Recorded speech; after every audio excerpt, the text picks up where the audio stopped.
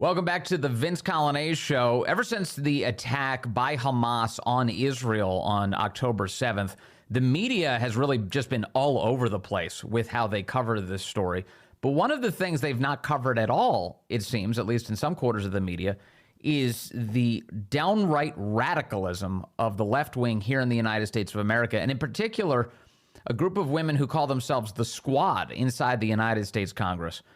For more on this, I want to turn to Curtis Houck. He's the managing editor of NewsBusters. He's been tracking the media's coverage here, and he joins us now. Curtis, great to have you with us, sir. Always a pleasure, Vince. All right, so what are the major networks, the major broadcast networks doing when it comes to covering Hamas's attack on Israel and the way that the American left is handling that? Yeah, well, let's just start here in America. I mean, we've looked at the coverage of the attacks in Israel, and from October 7th through October 22nd, ABC, CBS, and NBC evening newscasts have spent 525 minutes on the chaos over in the Middle East. But not one second on anything that any members of the Squad, including Rashida Tlaib and Ilhan Omar, have said. You know, including the fact that Rashida Tlaib, as listeners know, hasn't condemned Hamas. She's blamed Israel for the hospital blast. She's demanded an end to aid to Israel, said Israel's committed war crimes. She's demanded a ceasefire in Gaza and all these sorts of things. And it goes across, you know, it's said Ilhan Omar, Cori Bush, AOC, Ayanna Pressley, Jamal Bowman, Summer Lee. Summer Lee's kind of interesting because she represents Pittsburgh, which includes the Tree of Life Synagogue, which the media were all over trying to blame Republicans and conservatives for back in 2018. But, you know, the member of Congress who represents that area is demanding a ceasefire and says Israel's committing apartheid. They don't really seem interested in pointing out that irony at all. You know, so, but then on a broader scale, they're peddling all the same sob stories that, you know, you and I have been seeing this for decades, you know, well, combined, what they're doing. They're taking the Hamas death tolls, by the way, is just complete gospel. Even if they admit, yeah, these numbers are from Hamas, but, you know, thousands have died. Okay, well, you should just stop right there and say that this isn't true, because it should be taken with a huge grain of salt, because it comes from a terrorist organization. Absolutely. And in Rashida Tlaib's case, she seems to be the single most egregious offender in Congress right now. She has advanced this lie that Israel had blasted a hospital, had bombed a hospital, killing hundreds of people. Almost every element of that sentence turns out to be untrue, and it was known to be untrue very quickly. She took, as you point out, Hamas's word on that case. Additionally, she used that lie over the course of several days to whip a mob into a frenzy as they then subsequently raided a congressional office building and caused a lot of havoc, actually, in a insurrection just last week. Rashida Tlaib has faced no meaningful consequence for this, and apparently no coverage of any of that, because that seems, you know, very meaningful and impactful. No coverage on the major networks. Yeah, I mean, really no coverage. I mean, there were coverage of the protests, the storming of the Cannon House office building. There was coverage of that, but they, you know, very made sure that, there were arrests, and it was largely, you know, peaceful. You know, they did that whole bit. CNN, you know, did the mostly peaceful line, you know, regarding the protest over in the Middle East, calling for the end of Israel and for further mass death of Jews. So the media, you know, not all protests are created equal, to put it that way. And I should just say that there hasn't been any network coverage this morning. There wasn't any mention of what we saw locally here last night at George Washington University. Right. With, the signs and the slogans and calling for, you know, I guess further destruction of the Jewish state and harm against the Jewish people blasted on the side of a building. That's right. There were projector images put up against the side of the library last night at GW that showed the Gelman Library is the name of the library, and made all sorts of calls for essentially for genocide. And truly, this is not overstatement. They are projecting the effort to get rid of Israel under the banner "Free Palestine from the river to the sea." That, of course, involves getting rid of Israel and the Jews who live there. They say, glory to our martyrs. That's what was projected on the side of the building. That would include, obviously, the Hamas terrorists who went in and attacked Israel. And they said that President Granberg of GW is complicit in genocide in Gaza. So, it's amazing here where we have Curtis Houck, such open support for terrorism, and ABC, CBS, NBC can't find the time to tell us about it. Right. I mean, if this were a bunch of white guys with tiki torches, we know they would be all over it. But this isn't the story that they want to tell. They don't want to point out the rabid anti-Semitism on the left. We saw this in the days after when you had those protests, those pro-death marches, I guess, in New York City, you could say.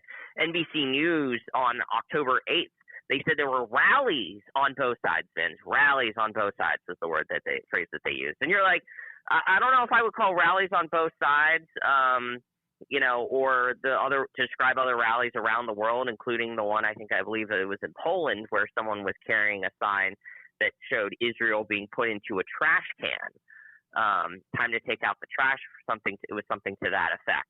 And ABC News has also did a thing about Harvard students, commiserating with these Harvard students and how, these Palestinian students are fearful for their lives from threats.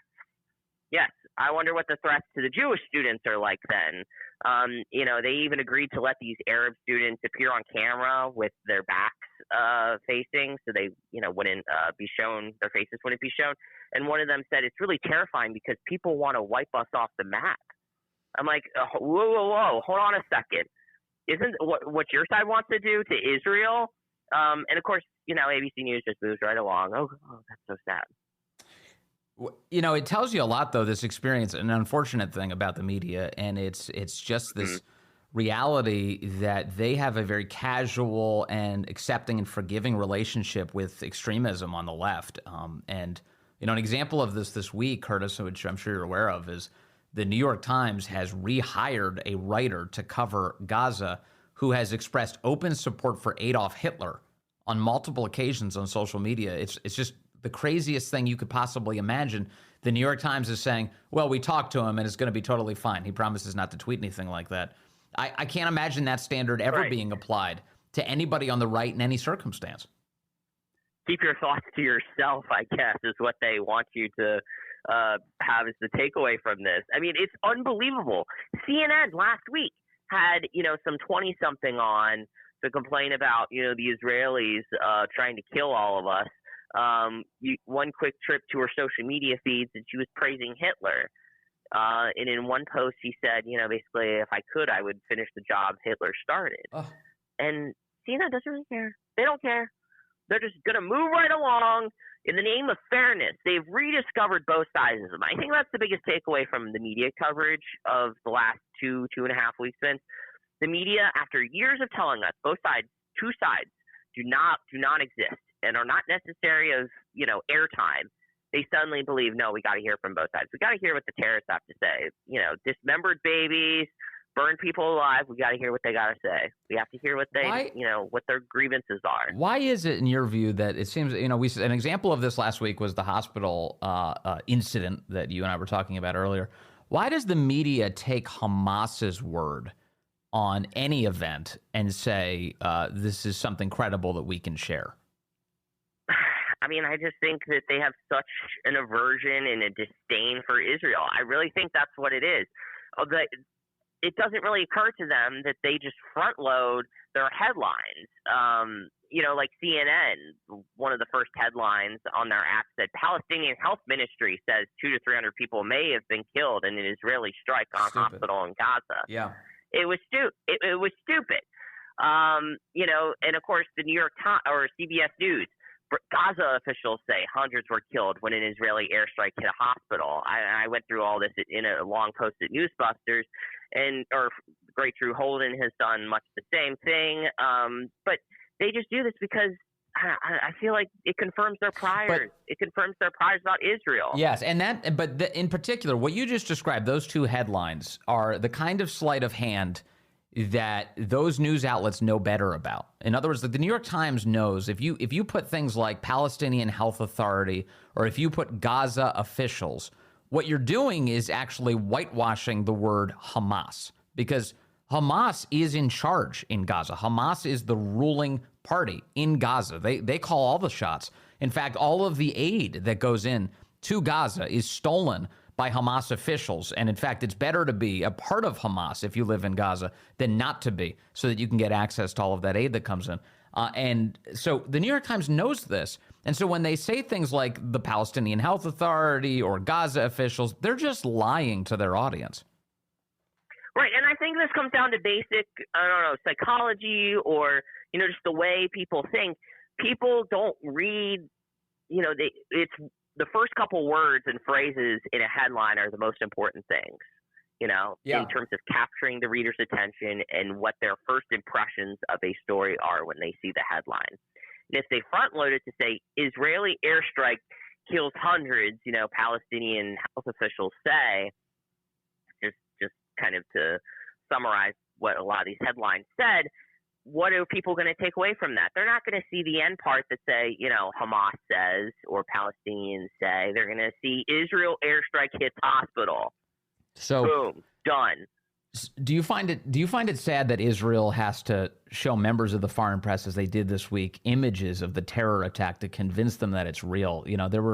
They brought in hundreds of foreign journalists, sat them down in a theater. They showed them videos of Hamas GoPro footage from some of the Hamas terrorists that they were actually wearing cameras as they decapitated deceased Israelis.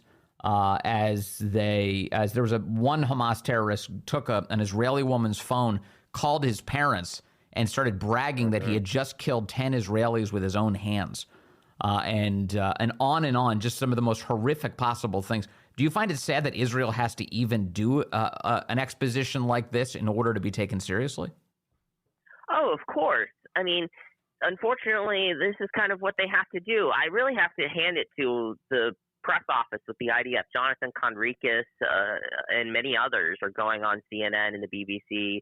Naftali Bennett going on CNN and Sky News and really just laying into these people and calling them out for trying to both sides this and giving aid and comfort and being press agents for Hamas.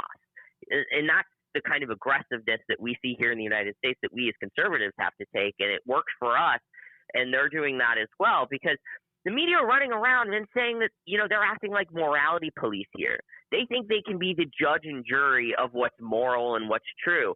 Even John Kirby was getting tired of this at the press briefing yesterday, where he had to tell a reporter that, hey, look, war is ugly. This is a war that was started by Hamas. Yes. This is how war works. And you can try to say, oh, civilians won't get hurt, but that's not the case in war. This is what happens. So for people to try to suggest that this could come to a solution without anybody getting hurt, the question should be going to the Hamas officials living in luxury in Qatar, not the Israelis. Yes. And that, by the way, that's not to say that you can't ask questions about what it takes to safeguard civilian life. It's not to say you can't ask questions about how do we keep the United States from being drawn into a broader conflict. These are all important questions for reporters. But when you come out and you start either credulously taking the word of a terrorist organization or outright suggesting that Israel got what it deserved, or that you have to take all of this in context to understand why a terror attack would be justified, you've lost your mind. You've lost your mind if that's where you've ended up. You've lost the plot, and that's really what it is. And people are tuning them out, and you're seeing this. You feel bad for some of these Democrats, and although the one person I don't know if I necessarily always feel bad for is the ADL's Jonathan Greenblatt. Him in the days after was like, where are the people who stood with us, and we put out statements for Black Lives Matter and stand with Ukraine and stop, Asian. He's an idiot. Hey, but nobody's with us now. Yeah. Obama official. That's why he's a complete idiot. Yeah, he's he's just shocked. I know, and he's had some good things to say in the wake of Hamas's terror attack on Israel, and he really and rightfully he's been browbeating the leftist media on this issue. But my God, he has been involved in energizing that side of the aisle and working on behalf of Democrats rather than living up to the mission of his organization. Right. I mean, like, you go to a lot of these rallies, Jonathan, and you'll see people with Palestinian flags or their little white scarves. I mean, that's pretty commonplace. Yeah. To act like you're shocked that your side, your fellow, leftists don't support you now. I mean, give me a break. Yeah, he was shocked that anti-Semitism was going on here.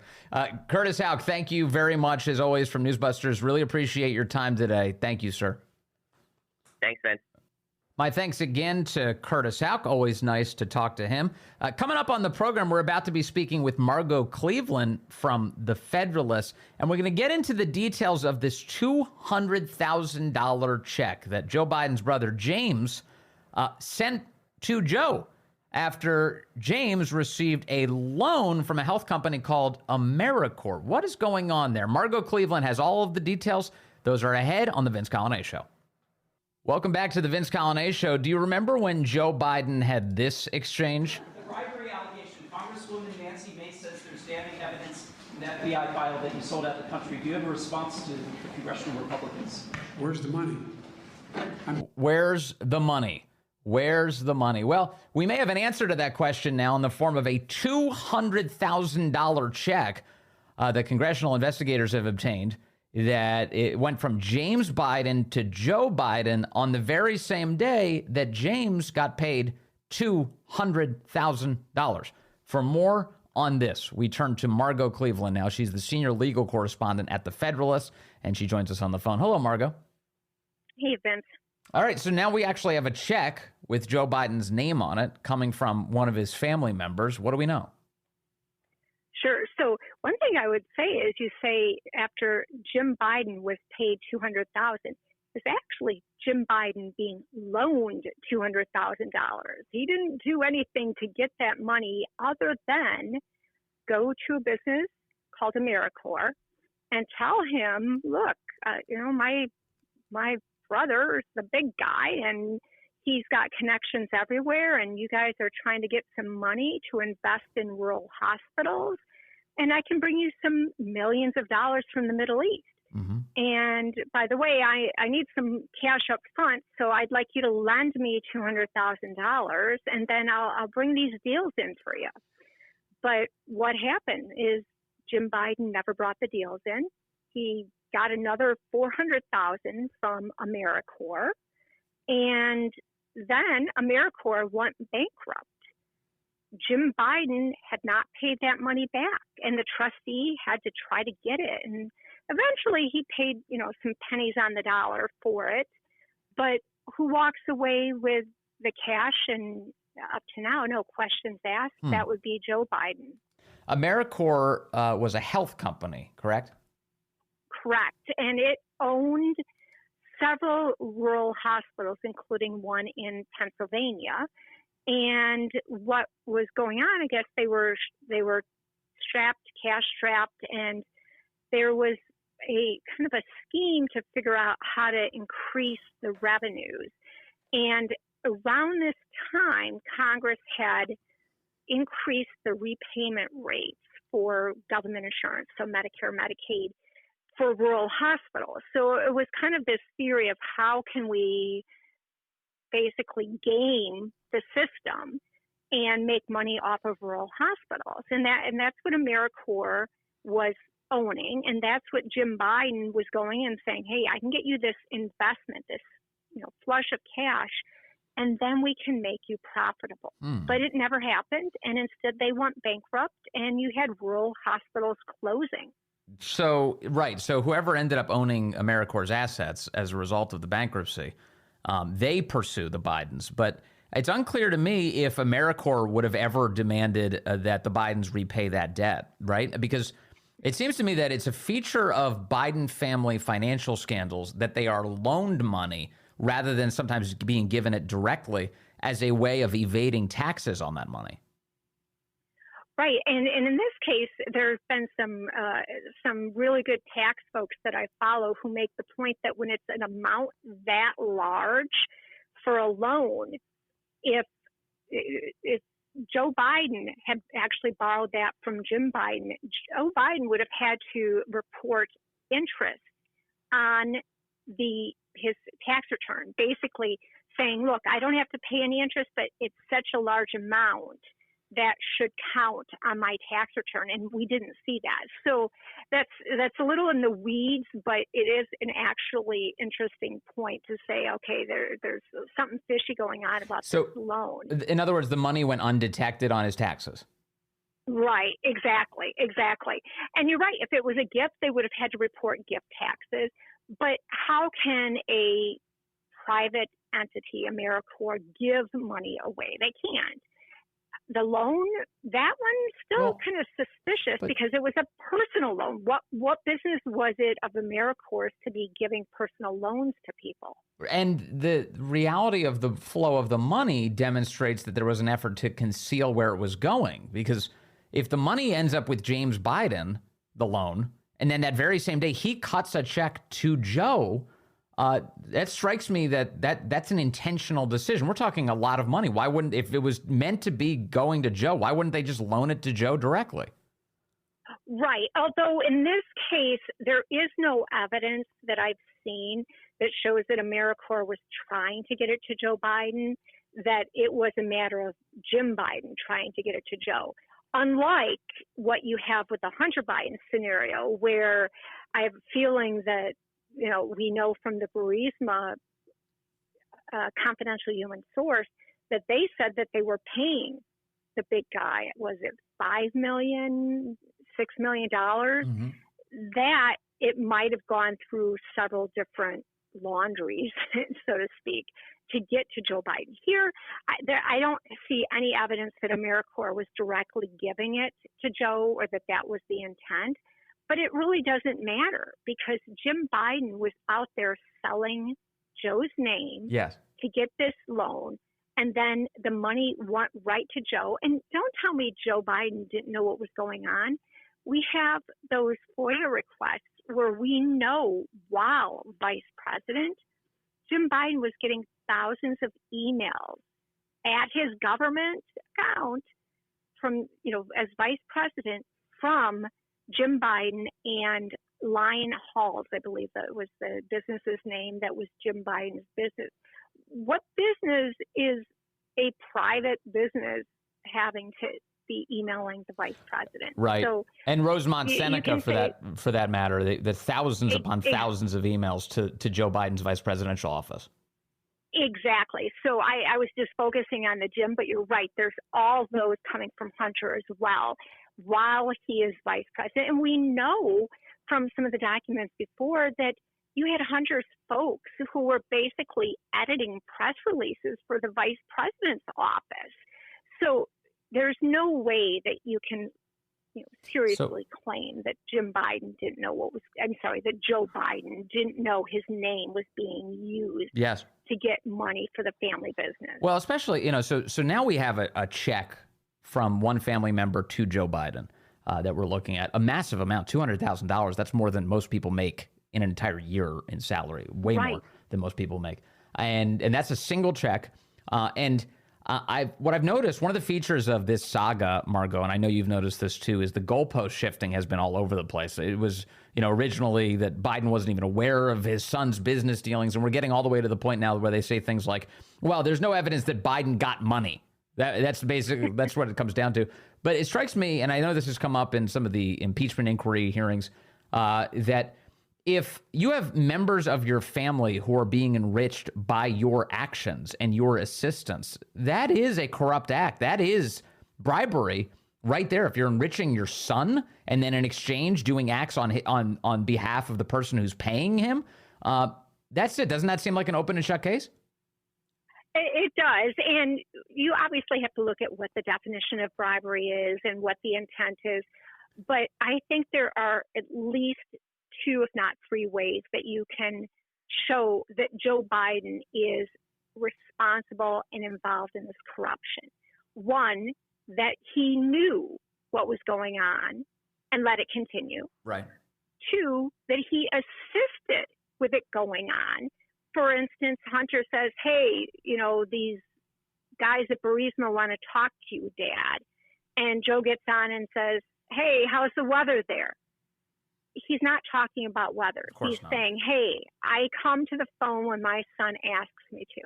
So you have either he knew about it or he helped with this whole idea of selling the family name.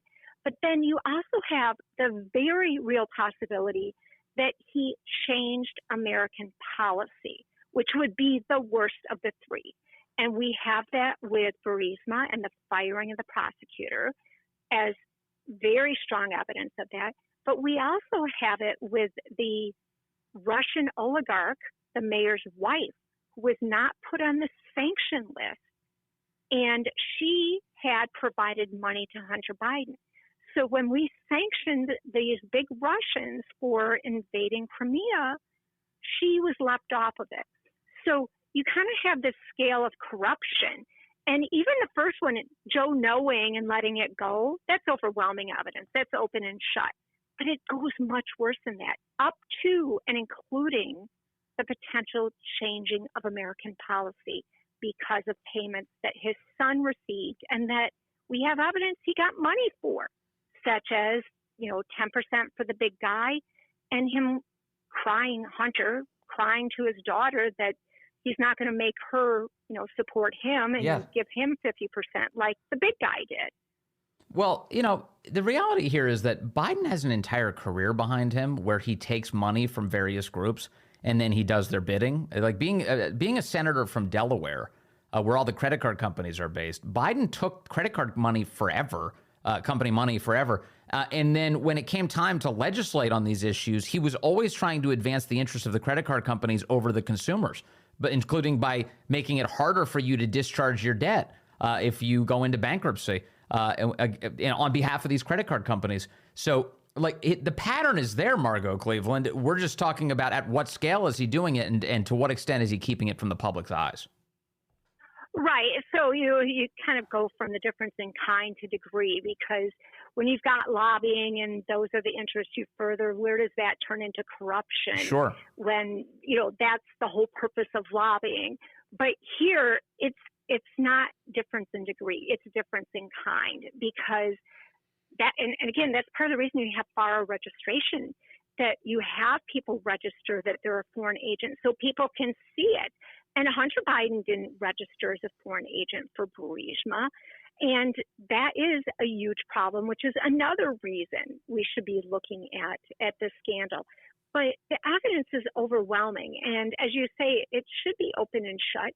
It should definitely be open and shut for this impeachment inquiry. But the Democrats just don't seem to care. Right. No, they don't. Not at all. I mean, they've given up on care. And even the idea that we have prosecutors within the Biden administration who are taking a serious look at all this is just proven to be silly time and time again. They had to be browbeaten into submission to do anything with the Hunter Biden case. It was IRS whistleblowers coming forward that finally induced them to say maybe we should tamp down on some of the obvious corruption that's out in public right now. And so just pursuing justice here, Margot Cleveland, is a very uphill battle. It is, and I'd like to make 2 points on that. First, when we had Weiss named as a special counsel, he was only seeking that really to prosecute Hunter on these gun charges. It doesn't look like he's really expanded his investigation to all of these other issues. And that's something that I think the folks in the Hill need to be pursuing more and finding out whether or not that's being investigated. And frankly, it doesn't matter if it is or not, because we can't trust them. That's why the Hill has to do it. But it's not just this kind of pushing for Hunter Biden an investigation. Jim Biden's name was all over AmeriCorps. And out of the Western District of Pennsylvania U.S. Attorney's Office, they prosecuted a case against someone else using AmeriCorps and paying AmeriCorps kickbacks. And they had a witness, a man named Michael Fry, that I wrote about this earlier this week, who also claims that Jim Biden, as a representative of AmeriCorps, defrauded him. But we don't have anything showing that there's been an investigation of Jim Biden. And the Western District of Pennsylvania has had two Biden-appointed U.S. attorneys overseeing that AmeriCorps investigation. So we don't just have the Hunter Biden, fighting tooth and nail to get justice. It's also involving Jim Biden. Yeah, Jim's been flying way under the radar here for a while. Part of that is just how cartoonish Hunter Biden's life is. I think he gets a lot more attention, but Jim Biden clearly in on the family business of training on his this case, his brother's power for sure. And finally, I just want to bring up a point you just made a moment ago about David Weiss and how they're not pursuing anything outside the gun stuff. That really puts a finer point on what happened inside of that courtroom when they were pursuing the plea deal in the first place. And the judge says, well, wait a second, could you go after him for a Foreign Agent Registration Act violation? And they're like, oh, yeah, totally, we could. And I think they must have realized, Margot Cleveland, that they didn't want to tell the judge that they weren't going to go after anything, because she would be like, how is that even a real deal? So they just claimed, oh, yeah, we could go after foreign agent violations, but it doesn't look like they ever intended to. Right. That's exactly what I would say. And just to kind of close the circle on that, what was really telling about the special counsel appointment was when they asked Attorney General Garland why he named Weiss. And he's like, well, because he asked me, because he thought now he needs it to pursue this case. And the answer is, okay, that's not a normal special counsel appointment. And that is really what led me to think, what is the scope that Weiss is doing? Usually it's an independent office, yet Weiss is still the U.S. Attorney in Delaware. How in the heck does he have time to be doing both of these things? And the answer is because he's not doing both of these things. No, it's a cover-up before our very eyes. Margot Cleveland, thank you very much, as always, for your time and your expertise. Really appreciate you today. Thank you. Great. Thanks so much, Vince. Take care.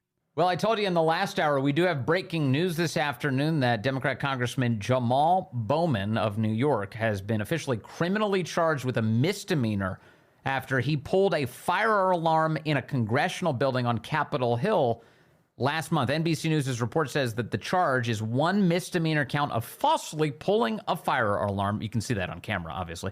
And it carries what they say is a maximum penalty of 6 months in jail. Of course, Jamal Bowman will never actually see the inside of a jail. Bowman has been ordered to appear in D.C. Superior Court tomorrow, Thursday morning, for his arraignment. I'm sure there are going to be plenty. There'll be a mugshot, everything. They're going to give him the full Trump treatment, right? According to these court documents, his office did not immediately respond to a request for comment on Wednesday afternoon. The charge comes after the alarm was set off September 30th. Set off. He pulled it in the Cannon office building as Republican lawmakers sought to kick off a vote on a spending measure to keep the government open. But Jamal Bowman didn't want to do that. He wanted to bring it all to the very bloody end. He was trying to delay things. That's, by the way, the passive voice. The alarm was set off. Jamal Bowman set off the alarm, and now he's been criminally charged for grabbing the fire alarm. No, it doesn't open doors, but it does get you charged with a crime. Coming up next, the great one, Mark Levin, right here on WMAL.